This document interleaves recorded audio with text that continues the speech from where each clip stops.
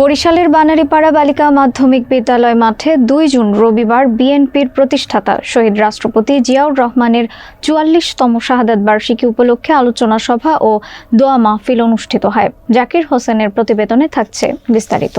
উপজেলা বিএনপি, পৌর বিএনপি ও সহযোগী সংগঠনগুলোর উদ্যোগে আয়োজিত এ অনুষ্ঠানে প্রধান অতিথির বক্তব্য রাখেন বিএনপির কেন্দ্রীয় নির্বাহী কমিটির সদস্য ও বানারীপাড়া উজিরপুর বিএনপির নেতা এস শরফুদ্দিন আহমেদ সান্টু।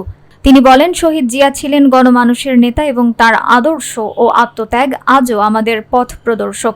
তিনি আরও বলেন, আওয়ামী লীগের বাধার কারণে ১৭ বছর আমরা জাঁকজমকভাবে মৃত্যুবার্ষিকী পালন করতে পারিনি। এবার তা সম্ভব হয়েছে। শহীদ জিয়ার রুহের মাগফিরাত, দেশ নেত্রী খালেদা জিয়া ও তারেক রহমানের জন্য তিনি দোয়ার আহ্বান জানান।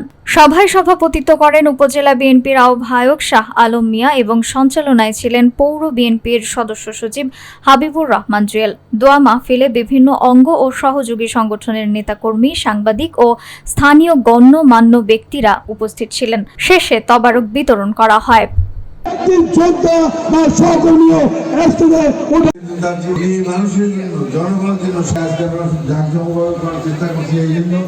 গত ১৭ বছর আমাদেরকে নির্বাচন করতে দেওয়া হয় না। আমি চোরের মতো কোথাও জন্য প্রাণ দিয়েছে, তাদের সেই শরীরের দেওয়া যাবে। বাবা, আমি সেই চেষ্টা করব। আমি যতদিন আছি আমি চেষ্টা করব যাতে জনগণের যা সরকারিভাবে আসে সেটা যেন ন্যায্যভাবে দেওয়া হয়, সেখানে যেন কোনো দুর্নীতি না হয়। এটা আমার একদম স্পষ্টভাবে আমার নেতাকর্মীকে বলা আছে। পবিত্র গ্রন্থ আল কোরআন তেলাওয়াত করা হয়েছে, দরুদ ও সালাম পেশ করা হয়েছে। যত নেকি দান করেছেন লক্ষ কোটি গুণে বাড়াইয়া সর্বপ্রথম সাহিত্য রয়েছে তার রওজা মুবিন। রব্বুল আলামিন খাস করে আদম আলাইহিস সালাম থেকে শুরু করে অদ্য পর্যন্ত পীর মাসে বুজুর্গানে দিন মুসলিমা শহীদ সিদ্দিকিন তাবে তাবেঈন খোলাফায়ে রাশিদ প্রত্যেকের রূহ মুবারকের হাদিয়া পৌঁছে দিন। রব্বুল আলামিন আজকের এই বিশাল জনসভা, বিশাল অনুষ্ঠান রব্বুল আলামিন যাকে কেন্দ্র করে, যাকে উদ্দেশ্য করে আজকের এই দোয়ার অনুষ্ঠান, রব্বুল আলামিন শহীদ জিয়াউর রহমান, রব্বুল আলামিন।